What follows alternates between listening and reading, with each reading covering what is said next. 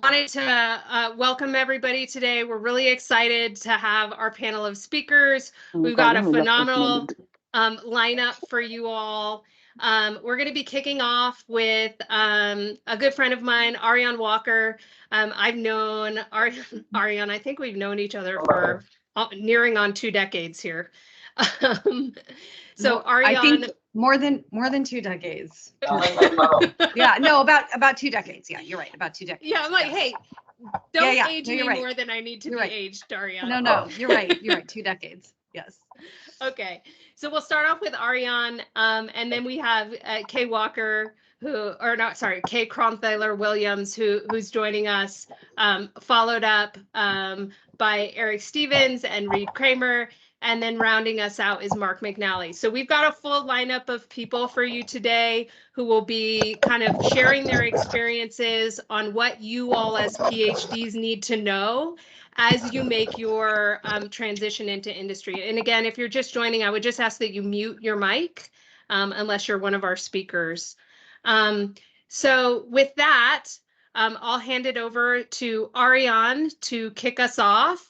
Ariane is the chief evangelist for Amazon Smart Vehicles. We worked together for many, many years, and I had no idea she was a PhD until about a month ago. So she's got a wealth of experience that she can share on how she's used her PhD to greatest impact. So Ariane, feel free to take us away. Great. Thanks, Angela. Thanks for inviting me. Thanks for you all for being here. I really appreciate it. As Angela said, she didn't even know I had a PhD till about a month ago. That is part of my story, my journey. I will tell you about that, the reasons for that. But maybe I'll just start from sort of high level. I made the switch to corporate America from academia 20 years ago. So yes, 2 decades ago, Angela, you're right. We've known each other for 2 decades. Where I've worked in the automotive industry in some capacity for the last 2 decades. But my PhD is in higher education and organizational change. I worked doing research for colleges and universities for about a decade before I made the switch. And I loved the work that I was doing. I loved the research. I loved the students. I loved the faculty. I loved the staff. It was fabulous. I think everybody has different decisions or different reasons why they want to make the switch, why they make the switch. And I won't spend a lot of time talking about that unless somebody's super curious about it. But I don't think that the reasons for making the switch are important as how you make the switch. And high level, what I really did was I focused on my transferable skills and then building expertise in a new area. It's certainly not the only way to do it, but that's what worked for me. Part of that was because of what my PhD is in, and what made sense in terms of being transferable. Part of it was also where I was in my career. I was still fairly early in my career. Like I said, I had worked in higher ed for about a decade. And so the opportunity to switch and really focus on a new area was intriguing to me, and the opportunity presented itself. So so how did I do it? What were those skills that were actually applicable when I thought about making that switch? So I took my skills, which were in social science research, and thought about how I could apply them to a new industry, which in my case, as I said, was automotive. And so the place that made the most sense to make that switch was actually a focus on market research, because I had done a lot of research. And so that was kind of, if you could say, almost like an easy way of making that change. But I had to make sure that it made sense in my own head. Why would somebody want someone who had worked in higher education to then move over into automotive, even with a skill set that made sense and was theoretically transferable? And so I had to think about how I would position that. And for me, it was really about understanding what I'm going to call the customer. So in higher education, the customers were students, faculty, staff, right? Those were our customers that I had to think about in terms of the research that I did. In switching over to automotive, now I had to think about the customer was the person who was buying a vehicle or shopping for a vehicle, automotive dealers, right? And really thinking about how those their needs and desires were going to impact the automakers, because the automakers were the client, as I made that shift. So I had to sort of reframe that, but think about it in a way that made sense to me. So I not only had to convince myself that this made sense, but I also had to think about how I was going to convince others. So a couple of sort of practical things that I thought through were around how to make my skills and experiences seem transferable, right? I had it in my head how they were transferable. How was I going to translate that into talking to somebody who maybe hadn't had an experience with folks in PhDs, maybe thought about people with PhDs on a different plane than I wanted them to think about me, you know, and I had to think about how to do it, not only once I got that opportunity for the interview, but how did I do it on a resume? So first and foremost, yes, I had to actually write a resume. I couldn't just hand over a lengthy CV that folks in business didn't want to have to sift through. But I also had to think about how I would position those skills so that I didn't leave people guessing when they looked at the resume. I had to make it really clear and think about, I didn't just, present papers at a conference. I didn't just publish these different papers. I hadn't done these pieces of work, but how was that transferable for the business world? And so I had to rethink, again, that positioning on the resume. And I think that's personal. I think that takes some time and how you would do it. And certainly I had some help in doing that too, sort of, getting feedback from somebody who wasn't working in academia to take a look at it and say, does this make sense to you? Okay, let me skip ahead now for a minute to my current job. As Angela said, I work at Amazon. I work on the Amazon Smart Vehicles team.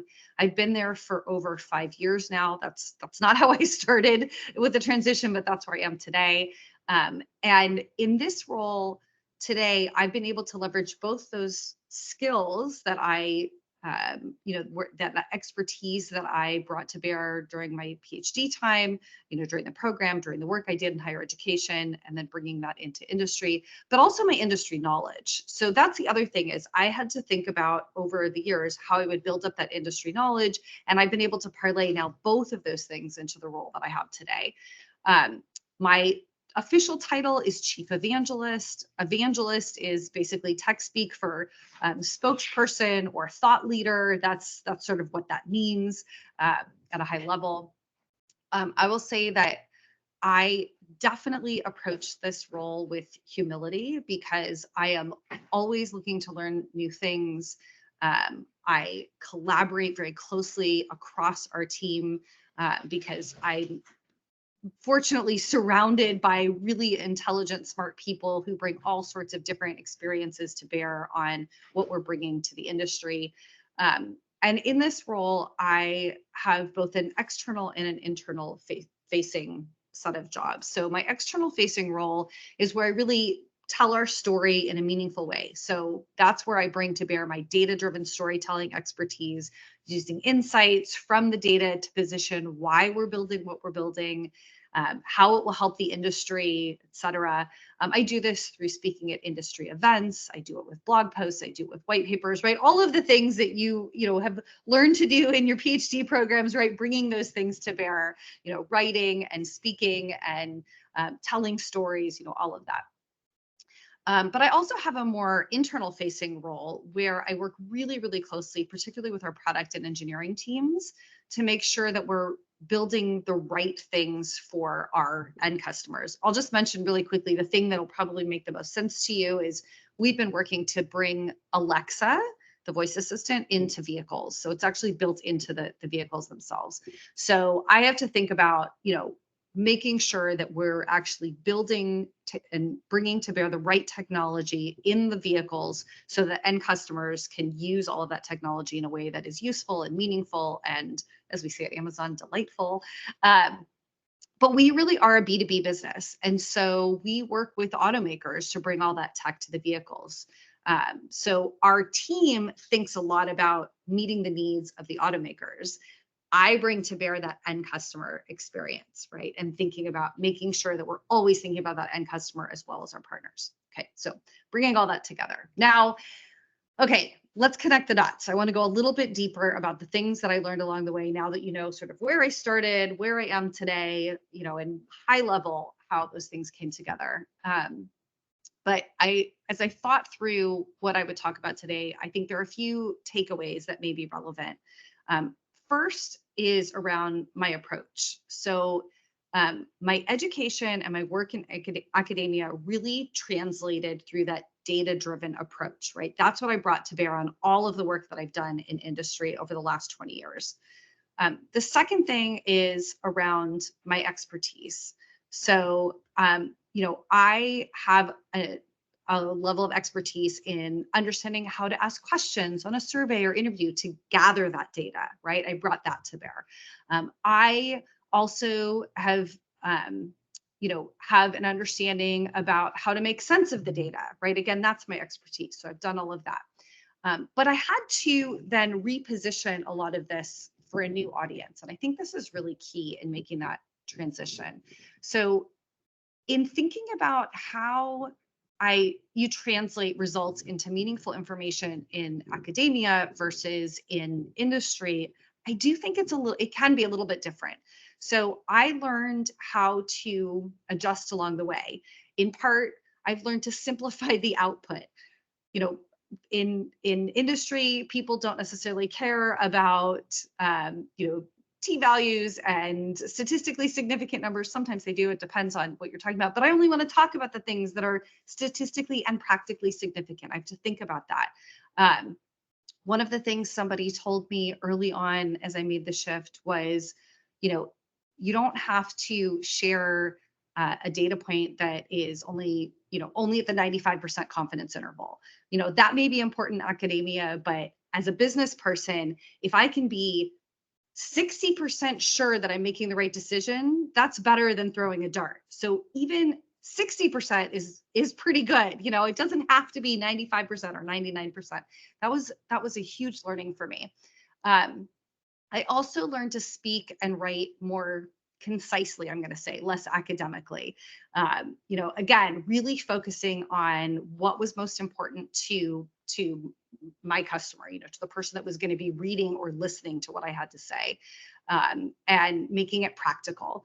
I also, you know, as I sort of mentioned before, I applied my ability to understand research and statistics and then making that simple for the quote unquote uninitiated, right? So what does it mean? Why should I care, right? Telling that story as opposed to talking in confidence intervals.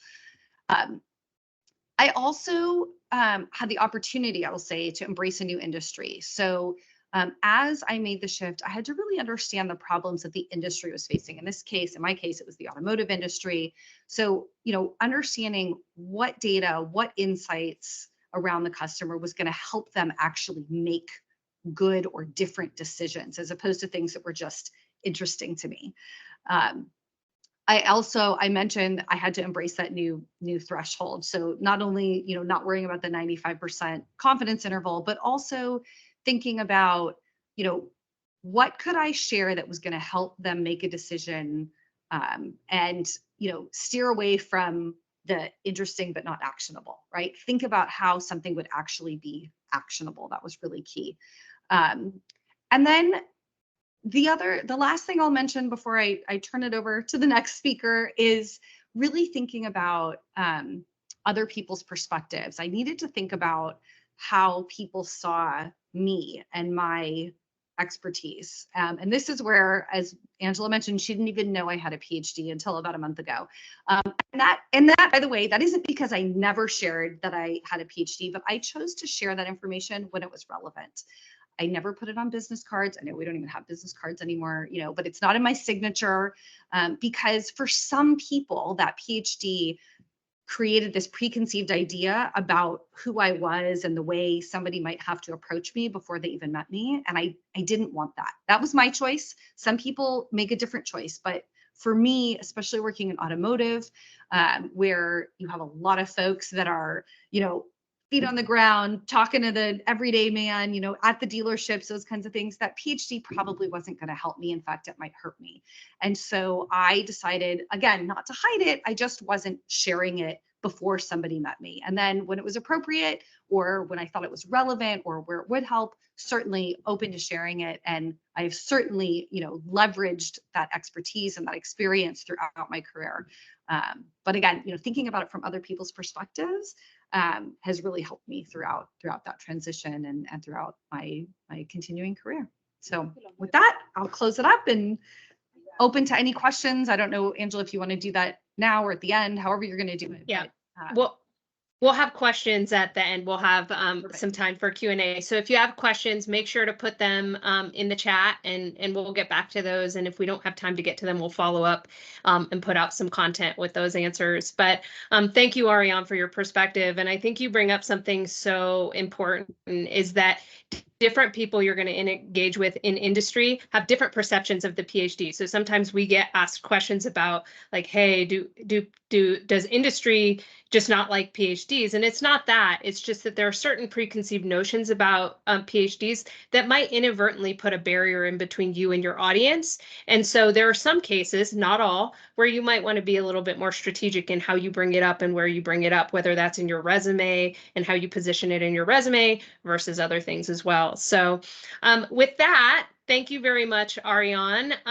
We're going to move over to our next speaker, Kay Cronthaler-Williams, who is the Chief Marketing Officer of a company called Ocelot.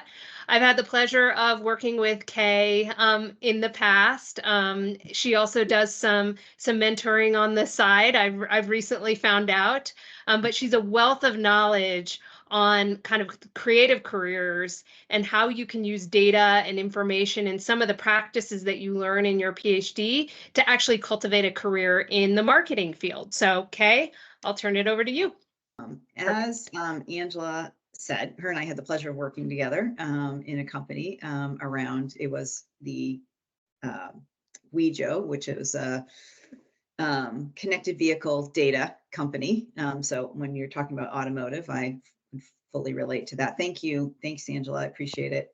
I am currently at a company in the ed tech space. It's called Ocelot. I am the CMO. Been there about a year. We work in the higher education space, and we create this communication and engagement platform for students, for institutions to use for students. So we have chatbot, live chat, and two-way texting. So we are an AI-based company.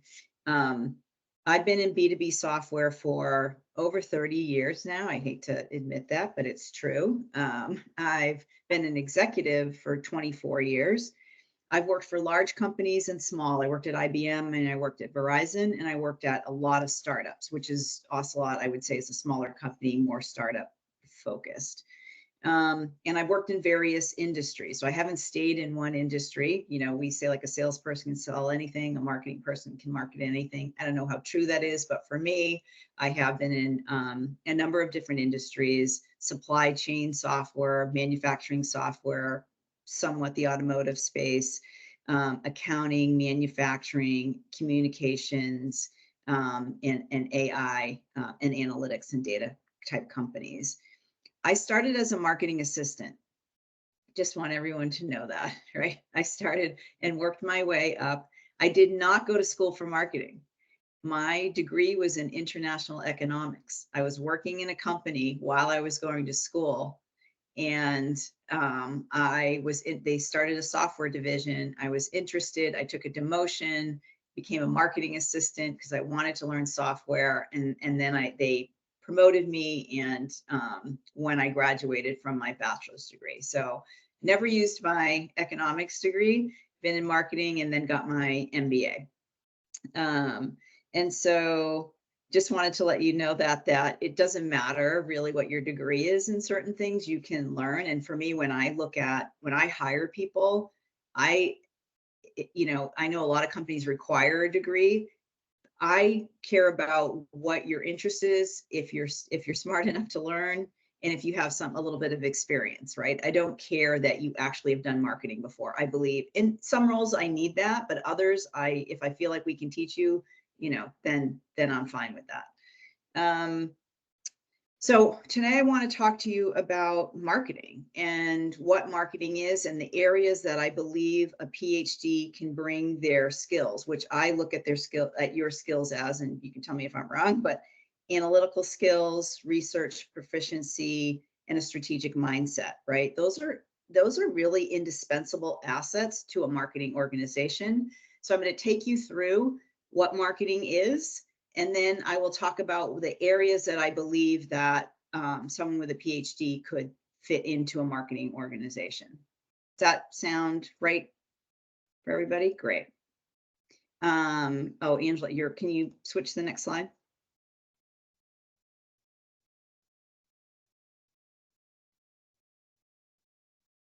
So here's some definitions of marketing. And I'll read them quickly, but the goal of marketing is to convince a person that your product is worth investing in, establish brand loyalty, and increase overall sales. And that came from a contributor at Forbes. And then there's another one from HubSpot, which is marketing aims to deliver standalone value for prospects and consumers through content, with the long-term goal of demonstrating product value, strengthening brand loyalty, and ultimately increasing sales.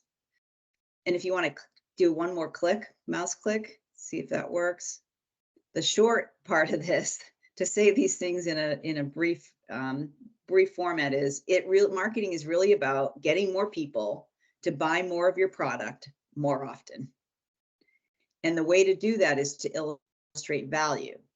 And if you look at these definitions, you see the word worth and you see value 2 times. That is really what marketing is trying. We're trying to show the value of our company, our expertise, of our offerings in helping you solve the problem that you believe you have. And then next slide, thank you. So if you took a marketing course or a number of marketing courses, you probably saw this, right? There's the 7 P's of marketing. When I came in, there were 4. Now there's 7. So these are not uncommon: product, price, promotion, place, people, packaging, and process. So those are the 7 P's. If we go to the next slide, I like to break it down into these pillars, right? So there's brand reputation and awareness. And this is about going out and making sure people know who your company is and what you do, who you do it for, and why you. And part of the reputation is you're going out into the market to, like for Ocelot, I have people going out into the market, CEO, CTO, whoever it is, even myself, to talk about higher ed and engagement and student experience, because our customers want to know that we have credibility in that space, that we understand higher ed, that we understand AI, because our product is AI. So you're trying to build credibility. So that's one area of marketing, is getting the awareness out. And you do that through many ways, right? You do speaking engagements at a trade show. You do bylined articles in one of the publications that your audience reads. You do podcasts. There's a lot of different ways to get your thought leadership, as we call it, and gain your credibility out into the market. The other pillar is around customer and prospect engagement. As a marketer, you're trying to find the people who are in market to buy, right? And we talk about a buyer journey. A lot of people start with research first. Some people don't know they have a problem, or they don't know there's a solution to their problem, so they're doing research. The percentage now is that 70% of people, prospects and customers have done 70% of the research before they even come to your company, right? So they're doing the research online. So that's why reputation matters, right? You have to be out in certain areas because they're doing the research, and wherever they're doing research, you want to be out there. But what we're trying to understand is, through our content and through our campaigns, where are they in the buyer journey? Are they in the research phase? Do they already know they have a problem, their solution? Do they already know they have a problem and they're looking for a solution? Have they decided that they do want a solution and now they're picking between a couple of vendors? That's what we're trying to do in the customer and prospect. We're trying to get them to engage with us so we can understand where they are in the buyer journey, and then render up content, ads, etc., to get them to come and talk to us, right? And then conversion, I tell my marketing team, because a lot of times you'll say, oh, it's about leads. Leads are a part of the marketing, but what we're here for as a marketing organization is to build pipeline for the sales team that turns into revenue. So that's what this is about, is converting interest to revenue. And there's a lot of ways we do that. And we have to measure that. So those are the three big buckets from my standpoint. If you talk to another marketer, they may have different ones, but ultimately it would be around these three areas. Then if we go to the next slide. So this is interesting. When Angela and I started talking, she's like, oh, I want you to talk about, marketing, the creative part of a business. And this is a common thing that people can think about marketing is creative. So is marketing an art or a science, right? And if you click one more time, yes, marketing's both. So there's advertising, which people look at as being very creative. And then there's marketing. Marketing has both. And we'll talk through that a little bit more, right? There's the art is, yes, the creative elements of it. And then there's the science. There's a lot of data. There's research that we do about our competitors, about the industry. And we use data to do that. When we do campaigns, there's a lot of data that we look at. What's the buyer intent? What groups of, we're looking at patterns, like what groups of people or what titles are buying from us? What channel did they come from? So there's a lot of data that we analyze in marketing. So it is an art and a science. So the marketing process, again, I just want to take you through a little bit of this, and it'll tie in my next couple of slides. So there's the strategy component, there's creative, there's execution and optimization. So if we said as a marketing team, we need to get to 100 customers each quarter. So you would look at who's the audience that we're going after. This is the strategy side, right? Who's the audience we're going after? What pain points are we helping them solve? What questions do we need to answer for them? How do they like to buy? Where do they go for their research? Where do they want to buy? And how should we position ourselves against the competitor? So there's just a lot in the strategy side, right? And as PhDs, you have a lot of experience in research and strategy. So that's a big area of marketing where I see that you would fit in. Then there's the creative side, and that really is taking the go-to-market strategy that comes out of the strategic planning part of that, and taking that and building the creative, which is the compelling messages and the visual creative to deliver the message that you want to deliver to the audience that you decided to go after in the strategy. The execution is pretty simple, right? That is literally the execution. You're sending out an email. You are building a booth for the trade show. That's the execution piece of it. And then there's the optimization. We are always trying to optimize. In digital marketing, we test some hypothesis we do it for 2 or 3 week sprints. You know what, why is that ad working better than this ad? Is it the visual? Is it the message? Is it the channel? So we are constantly optimizing. But within that optimization is where a lot of the data happens, the data analysis and the patterns that we look at. That happens in optimization. Next slide. Angela, thank you for doing this.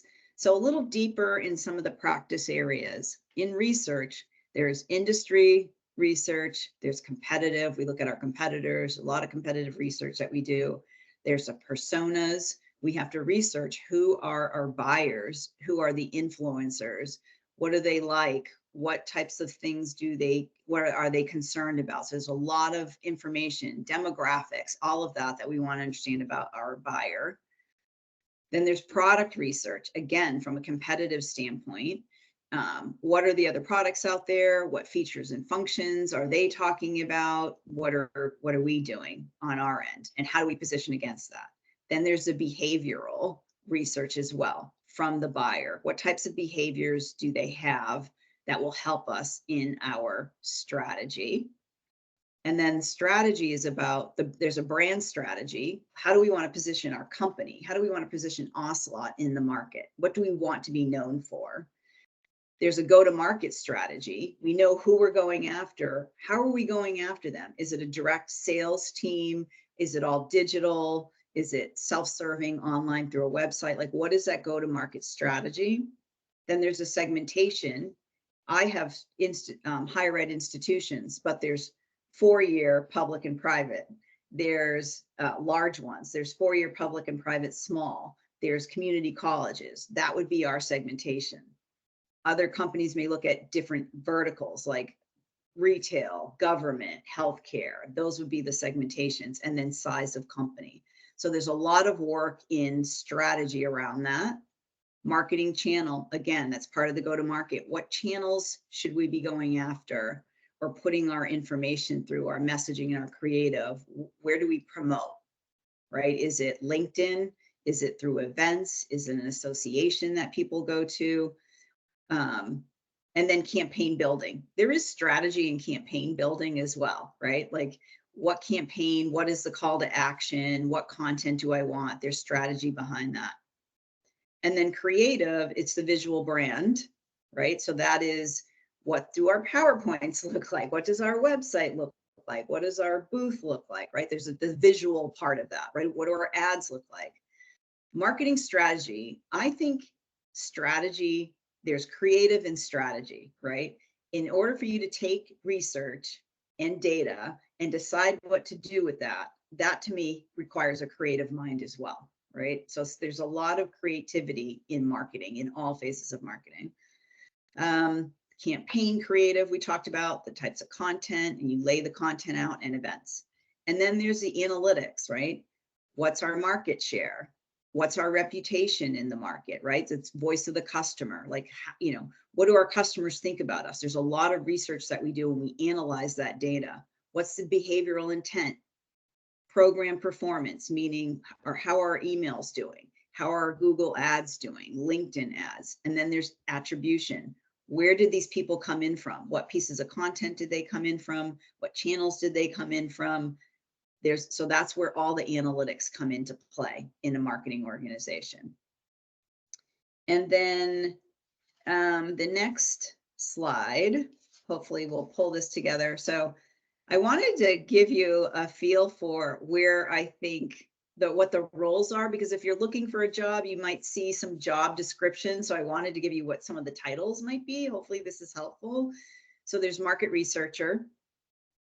There's a competitive analyst. If you are in a larger organization, one company that I work for in IBM, a part of it was we had a competitive analyst. He just looked at competitors and he gave us reports on a monthly basis, anything that was happening with those competitors. So they do have these roles in probably larger companies than some of the smaller ones. Business strategy, obviously, and then product marketer is also one. So product marketing, I have it under strategy and I have it under creative, and I'll tell you why in a second. But product marketer, there's a lot of strategy behind that, right? You're figuring out in a smaller company and even a larger one, you're figuring out the segmentation, who you're going after, what the messaging is, how to go after them, right? So there's a lot of strategy as a product marketer. It's also under creative because a product marketer has to do a lot of writing. And they have to figure out the messaging. That is creative to me as well, right? So if you're a great writer, my product marketer, and Angela knows him because he was my product marketer in my last company, Nizam Youssef, he used to be a content writer. And he is an excellent product marketer because of his writing skills and his ability to boil down information and get them into the right messages and doing sales enablement tools. Content strategist is another one. If you're a writer, we need content strategists. I have one on my team. She figures out what content we need to deliver, and she does some of the writing as well. And then a content writer, always a writer for email, for ebooks, white papers, articles, etc. Under optimization, again, that's the data analyst part, right? My last company, we had data science team. One of them was dedicated to sales and to marketing for the data that we needed to analyze. So that could be part of a rev ops team, a sales ops team, or a marketing ops team. So you may see some of those job descriptions there. And then the other thing, the last thing is there's private equity firms. My company's owned by a private equity firm. They have a lot of data analysts in their company, right? There's ones that help from the marketing side and the sales side. They do a lot of analysis for their portfolio companies. So that's a place for you to look for a job as well. There's these industry analyst firms like Forrester, for example. You're a great researcher, you're a good writer, you could get jobs in that space as well. And then there's the obvious research firms. I do a lot of surveys, right? Voice of the customer, market research, and we use research firms to do that for us. And they obviously have to analyze data. They have to understand how to write a survey, how to write questions, and then write reports up and analyze that and provide observations, which you guys would have the skills to do that. And that's it. Please come to the dark side of marketing. We could use you in our organizations. I really do believe it's a good fit for PhDs, for the skills that you have. I put my LinkedIn profile on there. Please link in with me if you have any questions or anything. I'm happy to have a conversation with you. And Angela and Elena, thank you so much for giving me this opportunity to talk today. Thank you, Kay. I think what you're bringing up a lot of things that are just wildly valuable, particularly in terms of the way that creative roles have moved over the past, several years. Is you have to have data and analytics skills in almost every single type of creative role. So marketing is no longer just about, can you produce something that looks visually appealing? Not that it ever really was, but it's very, very data driven, and you need people who can connect the dots. So thank you for all of that insight, Kay. Very appreciated. Thanks. So we're running a little bit behind, but next I'd like to introduce Reed Kramer. Reed is another person I've worked with in my career. Reed is in talent acquisition. He is somebody who actually recruited me into a former leadership position that I held. Absolutely phenomenal about what he does, but he is the senior talent acquisition lead for CapTech Consulting. So a lot of his role involves sourcing, evaluating, and helping candidates be successful in their interview process as they move into the technology space. So Reed, we'll turn it over to you.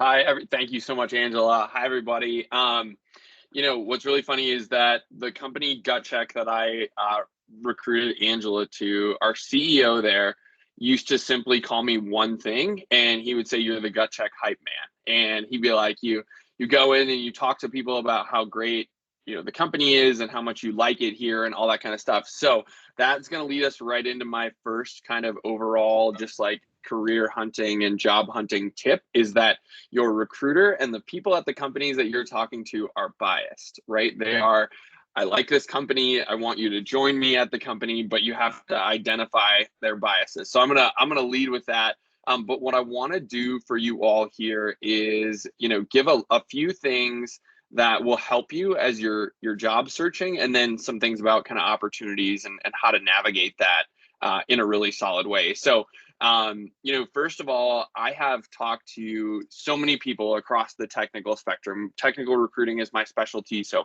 software engineers, data scientists, data architecture, data engineering, tons of different things there. But some common threads there, as I've worked with folks who are job searching, and some really successful and smart folks like yourselves, is, the one thing that I always come back to as I was putting together some like bullet points to speak with you all about, is that your job search is a job, basically. So like, you're going to spend a lot of time on it, more than you maybe think. Like I've worked with some really smart people who are like, well, I applied to 3 jobs. I don't know why I don't have one yet. And it's like, you should be applying to about 10 jobs a day instead of like, hey, I'm going to, be really targeted and do this, and just kind of apply to very specific things, because there's a couple things as you search for a job that are important. And one of those is that you have some experience and some recent experience interviewing, because interviewing is weird and nobody likes to interview. It's not like anyone's favorite thing or anything like that. But when you haven't been on an interview in a long time, you forget things. Like, even if you thought you haven't, you will forget things. So like, you know, examples that you use and stuff like that. So I would say, number one, right off the top, you know, you all have amazing backgrounds. And as you search for jobs, there are going to be, you know, tons of things that you see out there that you're like, this doesn't seem perfect, or I'm not quite sure about this. But if you happen to engage with one of those opportunities and you're like, I'm not sure if it's perfect, I encourage you to take that conversation and see what it's all about. It could lead to something where you're like, oh gosh, I didn't think about, you know, maybe that I could like this or whatever. But bottom line is, you're going to get some experience kind of understanding how to interview and things like that, and be like, oh man, you know, they asked me about a mistake and I really stumbled, right? Or, you know, they asked me to, you know, give these examples, and it was a 30-minute interview and I couldn't be succinct, so I turned it into an hour-long interview, right? And stuff like that. Like, you're going to learn those lessons as you go. So I always just say, like, hey, be open to having those conversations, right? If you're going into it, hey, this maybe isn't the best opportunity for me, don't worry about it. Like, don't do a million interviews that you don't want, of course, but you know, nothing wrong with kind of, you know, doing that. Also, you know, as you go through kind of that job search process, understand the different situations that some of these companies are in, right? So when you're looking at a job and you think, oh, this role is great for me, and you know, it requires hands-on experience with XYZ, and you've got some experience that applies to that really well, and you're like, gosh, you know, I think even though my experience isn't exactly this, you know, it may be something that translates pretty well. And you know, at CapTech, where I work right now, we're a consulting firm. We're a project-based consulting firm. I run into, you know, people all the time that have awesome experience that I'd love to hire, but I'm in a situation where, you know, I'm hiring people to work with a specific client as their first project, and they need to have something really specific in there, whether it's a technology that you've touched or whatever. And then there are other situations too where the roles are more open, right? And that I can be more flexible in who I'm talking to and who I'm bringing in and all that kind of stuff.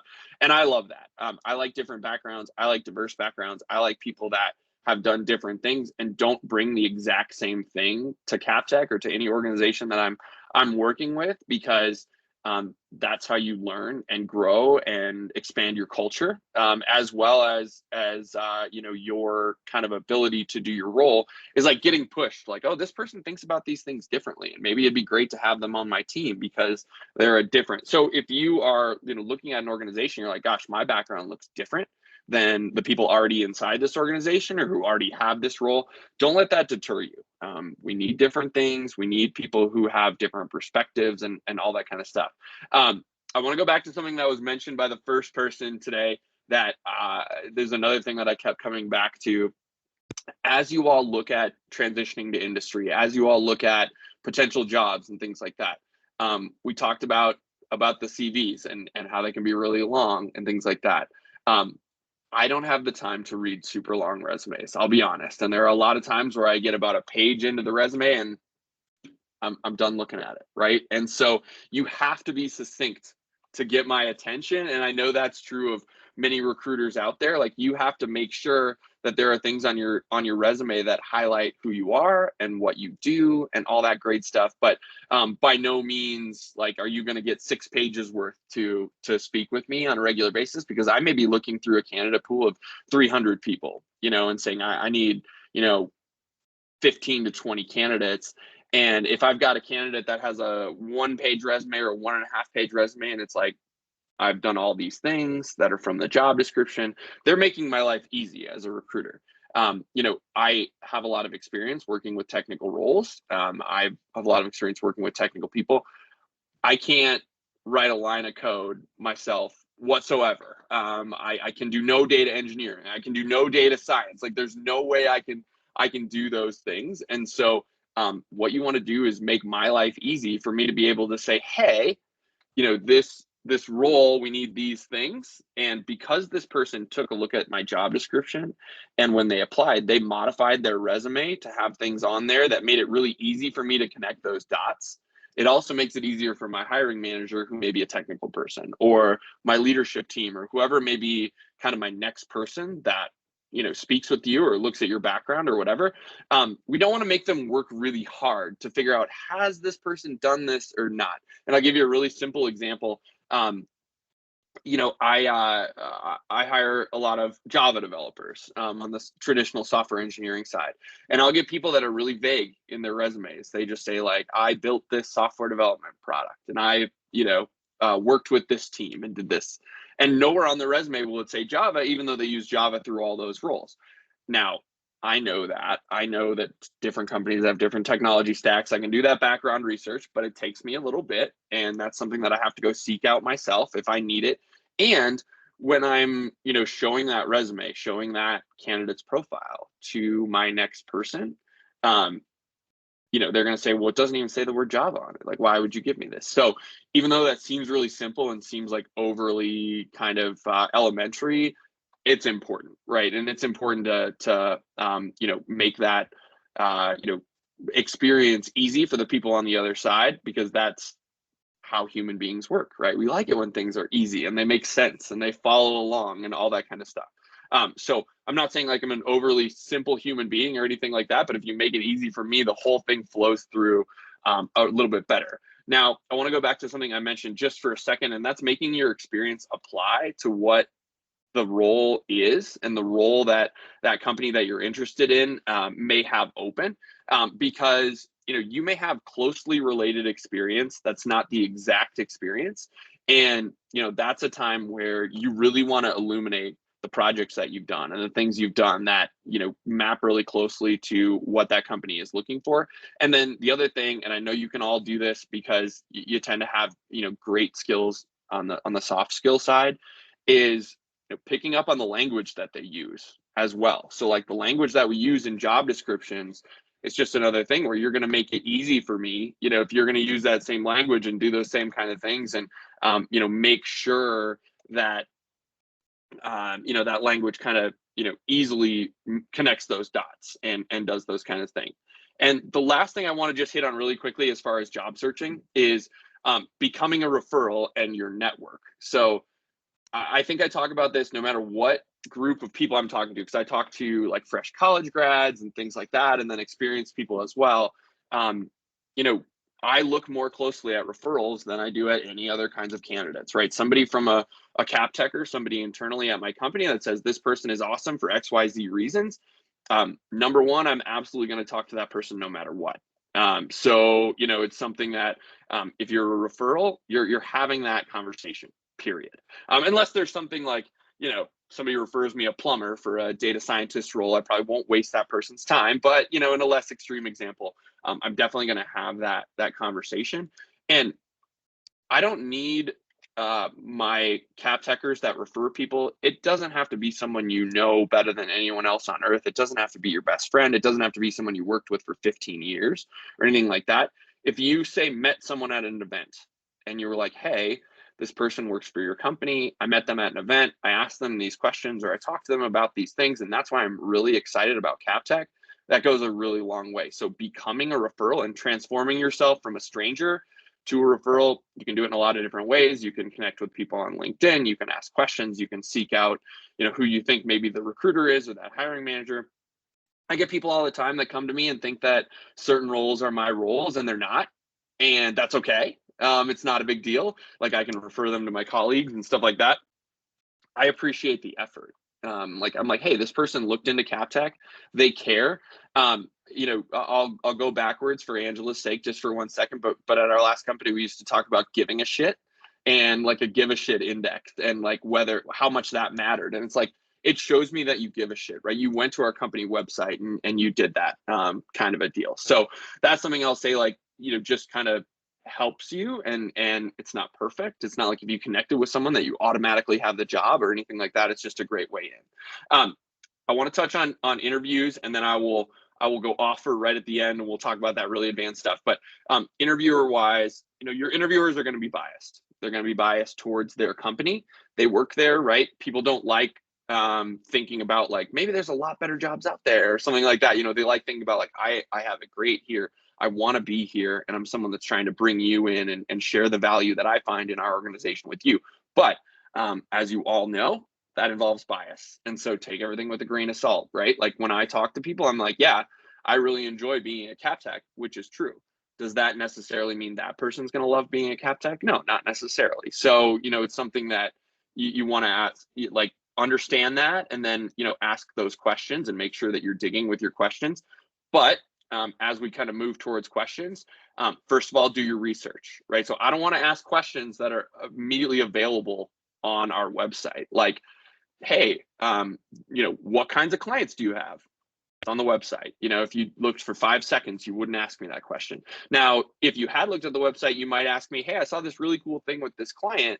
Can you tell me a little bit more about that? Or why was that so important, or whatever? That's a great question. But, when you think about your question asking and how you navigate that in your search, you want to leave the, what I call what's in it for me questions to the end, right? Like, if you ask me about how much time off am I going to get within the first 10 minutes of our conversation, I'm going to be pretty put off. Honestly, I'm going to be like, hey, we're not even there yet, right? We haven't even gotten you to a technical interview. We don't know if your skills are remotely in the ballpark yet. You're making me explain our PTO at this point, right? And that kind of a thing. So, those kinds of like, what's in it for me? How much are you going to pay me? All that kind of stuff. That is something that you want to be careful about. But once you've spent some time with that company, right? Once you met a couple people and stuff like that, they know you're invested in the process. They are, interested in you, obviously, by that point when they're setting you up for more conversations. And that's when it becomes, I think as you go, it just becomes more and more appropriate to ask those kinds of questions, right? But there's a chance that, that recruiter, that, hiring manager, whoever it might be, will ask you about compensation expectations in that first conversation. And what they're trying to do is not waste your time, right? So don't let them, first of all. So if they talk to you about, a compensation level, it's like they want to hire you for 55K and you're like, well, my last job I was making 125. Like, you don't want the 55K job. So you want to end that process and be respectful of everyone's time. So you just have an open conversation about that. But I would say remain flexible too. I can't tell you how many times that I've brought a person through the process at my current company, at my last company, where it's like, hey, just so you all know, I will tell my leaders, I found someone I think you're going to love, but this person requires more from a compensation perspective than you laid out at the beginning. And I don't want to take away our ability to be flexible as an organization. So just keep these things in mind, right? If you see a job, and I know here in Colorado, you're going to find, job ranges on actual job descriptions, because that's part of our state law. If you ever see them without, not great. But when you see that, if you're like, hey, I'm looking for a job that pays 130 and the job description only goes up to 125, be flexible, have that conversation. I promise there's 5K more in that budget most of the time. And if there's not, they can help you there. The other things really quickly, just on interview wise, like follow up. They're so rare these days. It's getting crazy in that way, but like people appreciate thank you. So if you ask for someone's email address or something like that, you can frame it as like, hey, in case I have any questions or anything like that, hit them with a thank you and that kind of thing. And then I'm going to say on an offer, always negotiate. So just do it. Just ask. Even if the answer is no, they don't care. And then one last thing that I just want to leave you with, as you navigate your job search, you're going to need feedback. You're going to need like, what did I do wrong? How did this go? If you've had a bunch of conversations with someone, like if someone went through my whole process and they're like, Reed, I didn't get this, what's the feedback here? I'm always going to give them the feedback. Like, hey, you're too senior. Cool. Or, hey, we thought you were amazing and somebody had this exact skill set and had done these exact things that we thought. Also not a big deal. So you're going to find out some of the reasons you don't get something is they're very innocuous, right? It's not like you didn't screw up. You didn't like, go in there and I always say puke all over yourself, but like you didn't do that kind of a bit. It's much more, much more easy than that. But if someone applies to a role and they're not the right fit, I'll give you a really good example. My current company doesn't employ people in California. If someone applies from California, I have to reject them, unfortunately. And they will email me back like, what the heck? I am such a good candidate for this role. Why didn't you not pick me? And it's like, okay, we didn't even have a conversation. I don't have time to respond to all those and get feedback, right? So that's not going to be a situation where I'm able to get feedback. It is what it is. It's a bummer sometimes. And then I have two more words for you and just something to think about while you go through, and that's listen actively. All your interviews, all the people you meet, the better an active listener are, the better off you will be through that process. Next up, so thank you, Reed, for all of that insight. If you have questions for Reed, post them in the chat. Next up, we have Eric Stevens. Eric Stevens is a PhD who's made the transition into industry himself. He's going to share some insights about how he's done that. He's also the founder of Translate Academia, where he basically does profile reviews to help PhDs better position themselves on LinkedIn. So Eric, take us away. Thank you so much for letting me be here, and thank you for the previous speakers. I really appreciate your insights. I'll share briefly my story. I got laid off from my university position in May 2020 because of COVID. My wife also got laid off from her university teaching position. We were in Central Washington. We packed everything we owned into a storage unit in Washington, moved into a little tiny house for 6 weeks where we had a baby, our third baby, and then we packed everything else into a storage unit and moved into my parents' basement in Maryland, where we both filed for unemployment. And I was faced with the decision about what to do because I was applying to jobs in academia that were disappearing. I realized that I could not walk into a room with my PhD and say, look, I got a PhD, you should hire me. I had to show people what I was capable of doing. I was a writing teacher. You need to show, not tell. Show people what you are capable of doing. And so I created a hashtag called HireHireEd, and I created an event. I took 2 months of planning. I had a little bit of help, some volunteers. In 2 months, we had 280 registered participants. We had 50 speakers, 19 workshops, and I live streamed 9 thought leadership panels with experts across 3 different social media platforms so that I could say, go Google HireHireEd, and anything that you see that exists because of me. That's why you should hire me. A few weeks later, I decided to start doing weekly events, and I wanted to talk to CEOs in ed tech about what it took for someone like me to get a job there. Someone tagged a guy named Jeff Patterson on a LinkedIn thread, and I reached out to him. First thing he said to me was, I don't connect with recruiters. Great. I'm an unemployed academic. Let's talk sometime. First thing we said on the phone call, and this I think is poignant. He said, I was bored at work and I had a pile of work on my desk and I didn't want to do it. And so I'm sitting at my desk and I thought of you. This is your fundamental goal of your content on LinkedIn, is to be memorable. Is so that when people who are bored at work and they're facing a problem and they walk away, they think of you.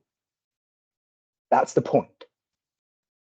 The second thing he said, or here's all the reasons why I wouldn't hire someone with a PhD. And I listened to him, and me having a PhD in rhetoric and persuasion, I said, I agree. But here's the problem. You're talking about everything before COVID. Now we have people like me. I don't want to leave education, but education can't support me. I said, I don't know what you do at your company. You give me 3 months, I'll be one of the best employees that you have. That is the nature of someone who gets a PhD. And he paused and he said, really? I said, yeah, that's what it is. We ended the phone call, and 3 days later, he calls me again and he says, hey, I got an idea. And he starts talking to me about getting a job as a data analyst. And he's like, do you know how to code? I was like, no. Do you know Tableau? No. So that guy, you can learn that stuff. And he offered me a job. And 2 weeks later, I interviewed for it and I got it. I moved out of my parents' basement with my 3 children and my wife. And we got one of those fancy pay us to move and work here. We moved to Tulsa, Oklahoma, where I have since left that job because I realized that as much as I love Jeff and everything that they do there, their competitors were paying 30 grand more starting out. And so I just understood quickly my value. I went on to get a different job the way I got this other job. If I got the first one through networking and my LinkedIn content, the second one I got because of my resume and because of a single phrase at the top of it, storytelling with data. I want everybody here to understand something fundamentally, that if you're on this call, it is likely that you are an expert in something that is smart. That is knowledge. And you've spent your careers organizing knowledge and then presenting it to people in a digestible way. Unfortunately, you are gearing your audience towards a very academic audience that speaks very differently. But all of us know how to generate data. We know how to organize data. We know how to present data. You're all experts in this already.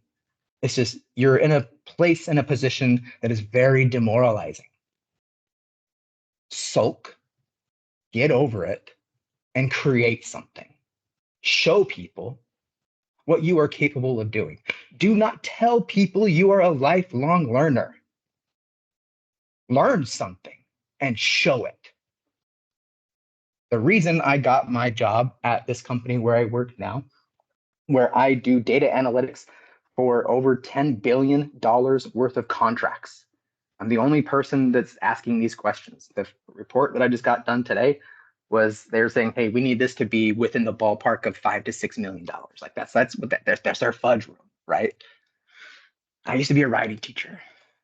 I was sitting in the interview and I told them, I said, hey, you want me to know Power BI? I don't know that software.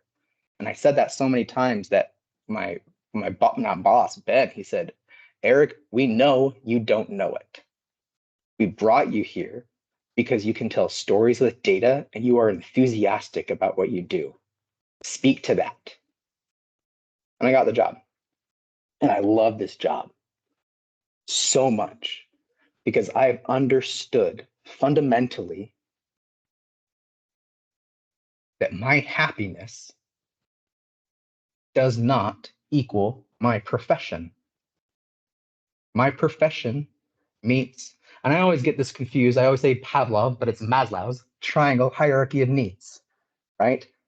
I pay my mortgage and I can feed my family. And at 5 o'clock, I get to go home.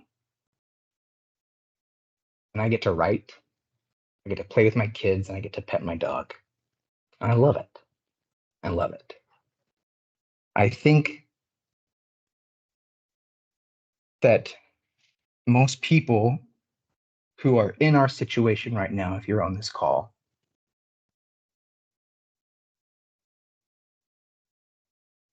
feel like shit. And it's a very demoralizing position to be in. I believe this, I've said this many times over the past 4 or 5 years, that academia and industry operate on two completely different value systems. That's why it's such a chasm of communication, because we use different value systems. We use different language to talk about these things. Others have said it before. They use that keyword, translate. And that's the idea. You need to translate what you can do. I can feel myself rambling, and I'll end with this. And I hope that these are words of encouragement. Getting a job is going to take a long time. It's going to take longer than 6 to 8 months because the market sucks right now. The best thing that you are going to be able to do is fill your time productively. Fill your time and communicate and engage on LinkedIn in a meaningful way. Don't post about why you're looking for a job. People ignore that. You, in the words of Adrian Cabarero, are unrepeatable, unique individual. People on LinkedIn who are not trying to sell you something, who are not trying to look for a job, are there because they are bored. Be an interesting intersection. Be that person that when someone thinks to themselves, I have a problem, that I need fixing, that their immediate thought is to walk outside and call you. Thanks.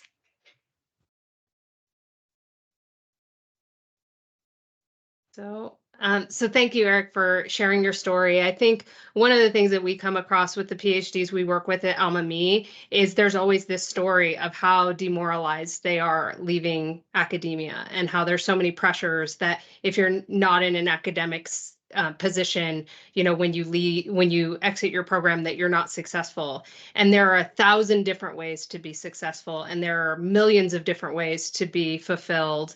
And so when you approach it from that perspective of there's somewhere that's a good fit for me, where I can be fulfilled, where I can be passionate, where I can take care of my basic needs and all of those things, it's absolutely game changing to think about it that way. So thank you for sharing and being vulnerable and kind of sharing kind of how you thought about it and how you shifted your mindset to really kind of find your unique place and where you really fit to best effect. So with that, we're going to round out the day with our last speaker, Mark McNally.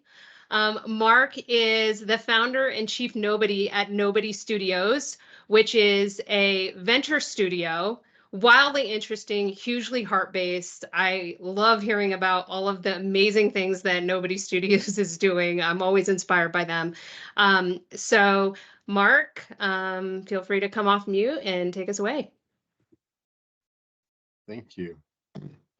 Appreciate the opportunity. So you've always been a great supporter, Angela. I appreciate all your words of encouragement, and appreciate the audience here. And Eric, thanks for your words. I'm definitely inspiring, but you did come away quite interesting. So I've never thought about bored people more in my life. I'm like, bored people as a target. That's interesting. I never thought about bored people as my target. So pretty interesting. I'll just walk you through a few slides if that's okay. So make sure I can share. And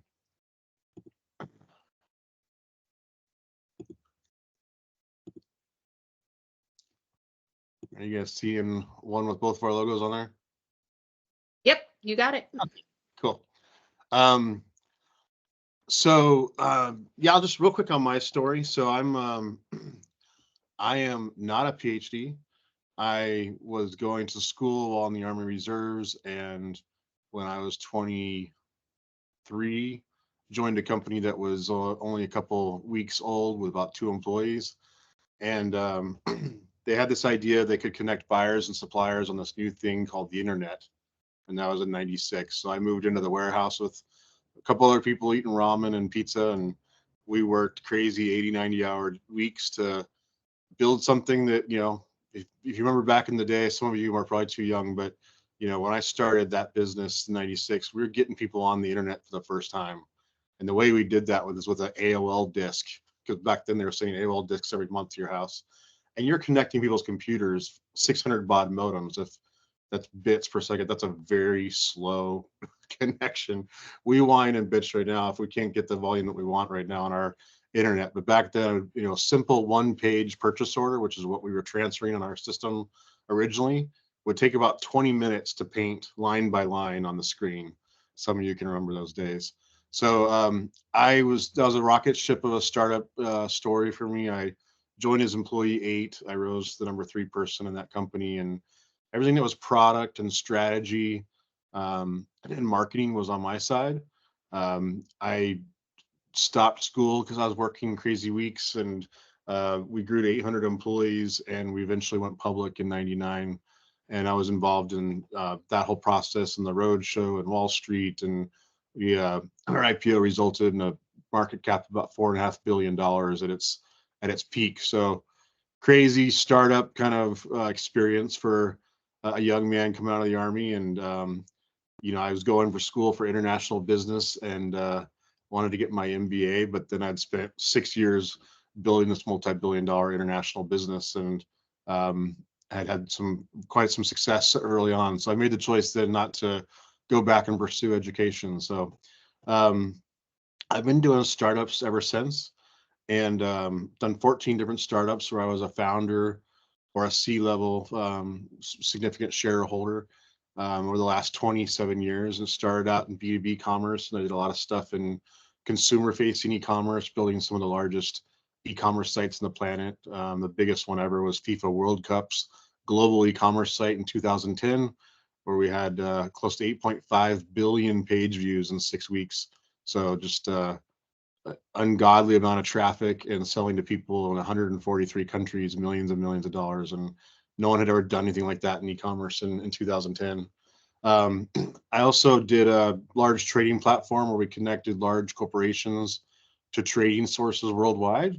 And so I usually say I'm not your typical gringo, as I've personally built offices in Shanghai, Pakistan, Dubai, Mexico City, London.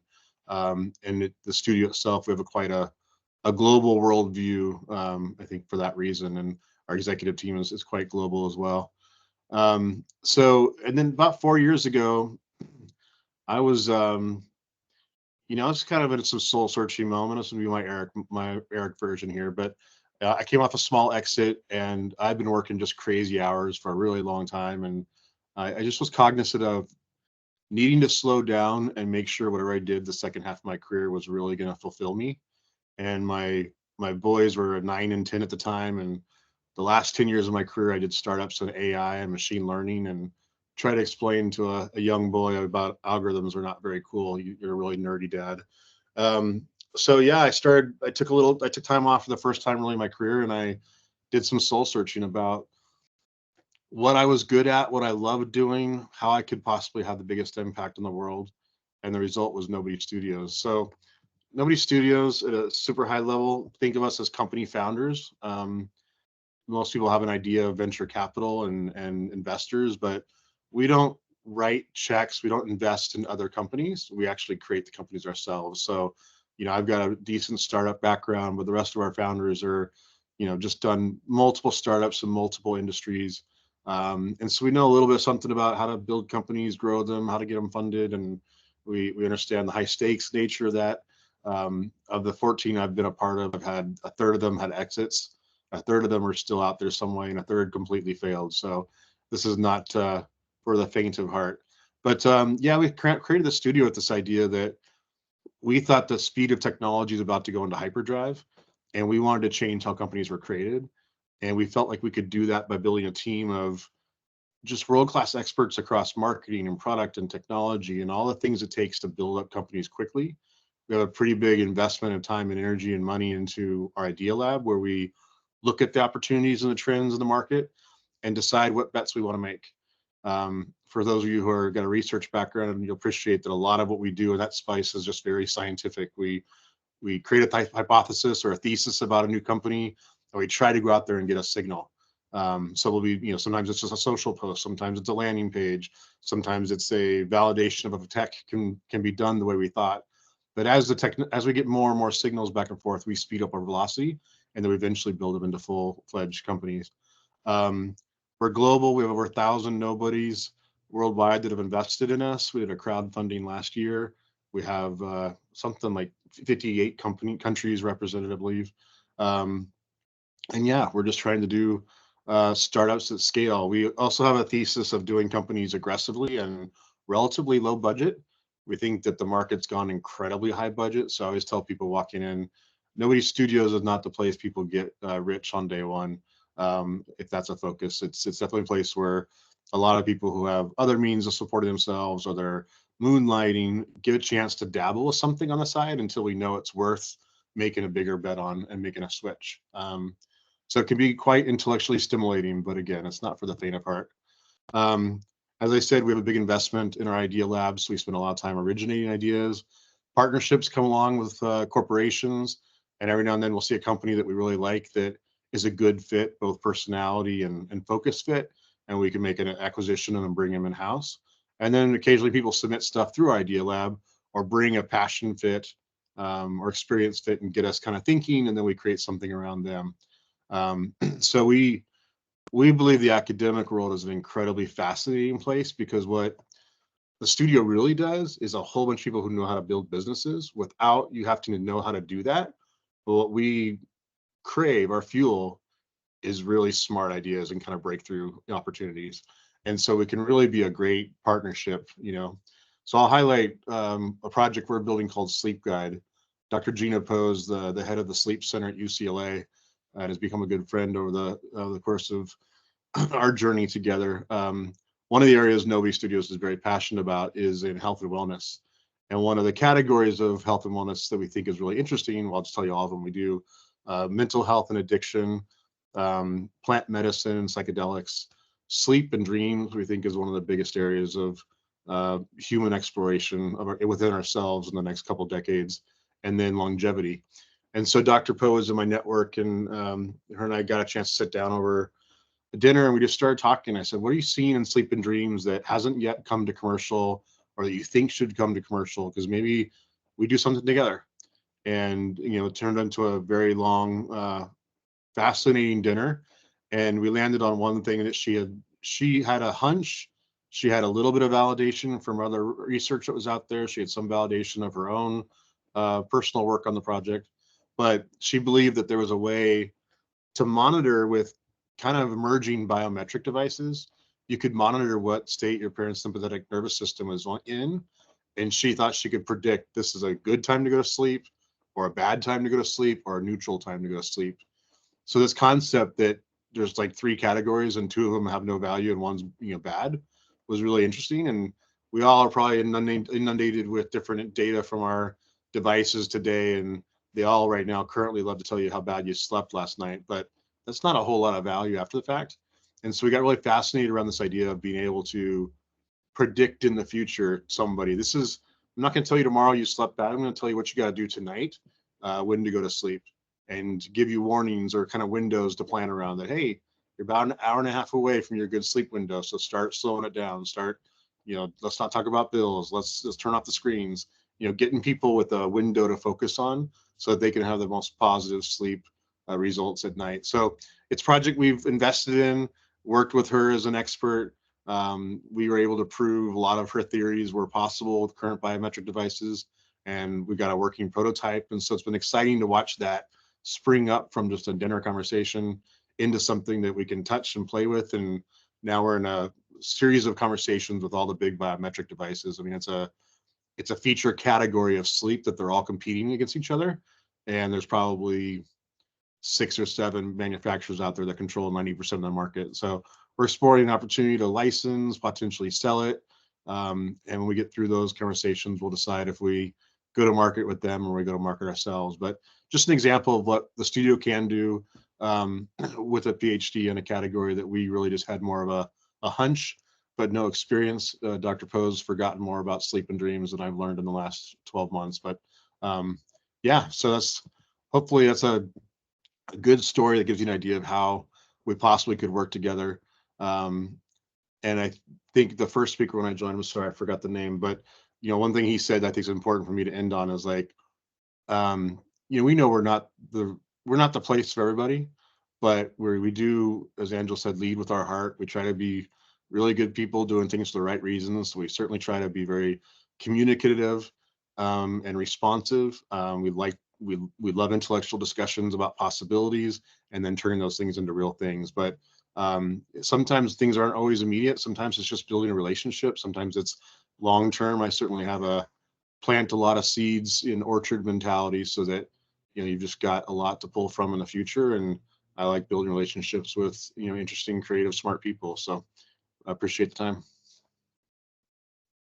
Thank you for that, Mark. And I think, you know, one of the things that I love about Nobody Studios also is just this idea of democratizing ideas, where it's like good ideas can come from a variety of places. And I think for the folks on this call, one of the things that I think about is incredibly unique about PhDs is the sheer volume of ideas that you all come to the table with based on your unique experience, based on the depth of your expertise, where, you know, the example Mark shared, it was something about circadian rhythms, right? That the current providers weren't taking really into account. They're doing these things that just aren't really all that helpful, except to tell us we suck at getting to good sleep, right?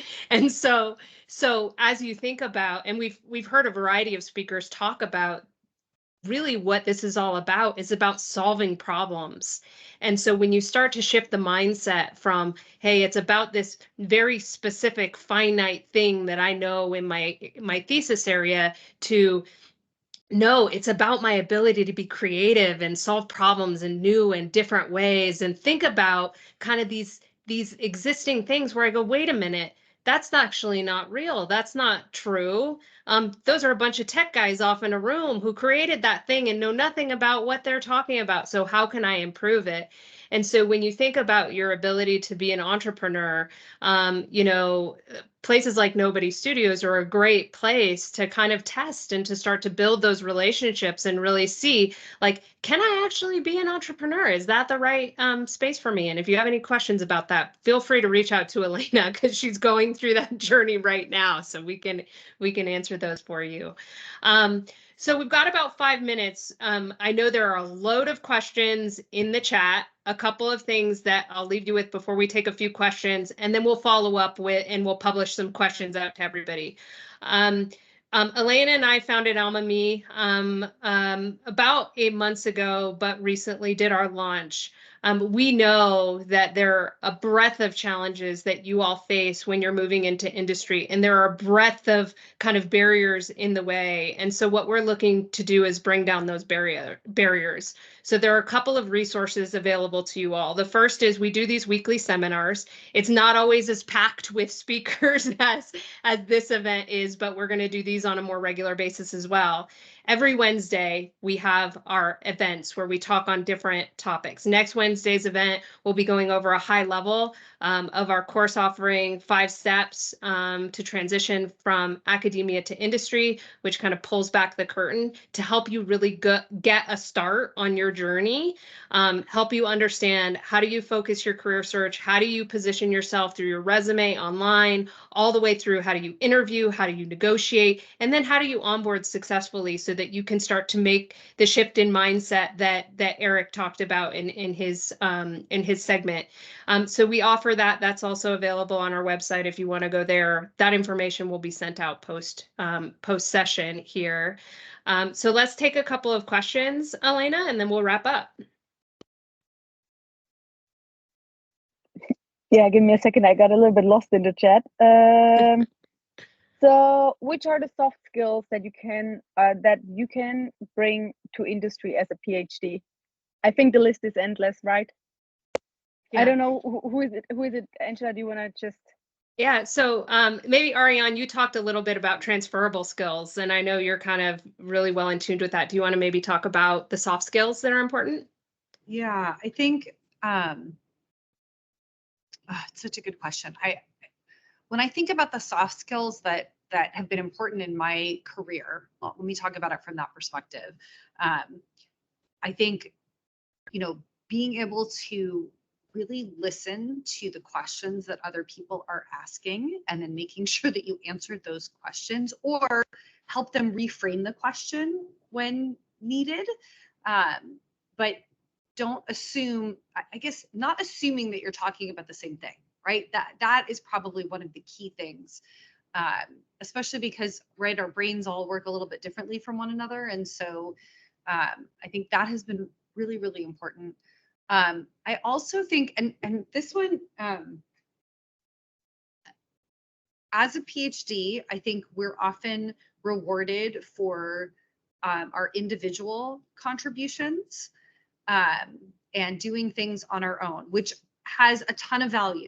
So if that is important to you, make sure that you are also looking for a job that also values that. For me personally, actually, one of the reasons why I left higher ed is because I actually really loved collaboration. That was actually, for me, even more important than doing something all on my own. And so then I sought out opportunities to be able to collaborate with people, but understanding that about yourself, I think that that's an example, but I think understanding yourself and what you value and thinking about how you're going to bring that to bear on the roles is also really important. So 2 things that I'll mention in terms of soft skills. Great. Thank you, Ariane. Great. Also, I just want to add, Denise, I just made a post, I think it was actually yesterday, on this specific topic. So just go and check my LinkedIn. I actually talk a lot about it. It's one of my favorite topics to talk about. So Okay, let me check. Sorry, I'm so lost because there's so much stuff going on in the chat, and there are a lot of introductions. Yeah, so but there I've were got a some- couple here, Yeah. Elena, that I can Yeah, go ahead if you yeah. find them. I think there were So some this for- one is for Kay. In sales and marketing roles, they often ask about marketing or economy background. How do you shine when you're writing kind of a letter to prove your qualifications?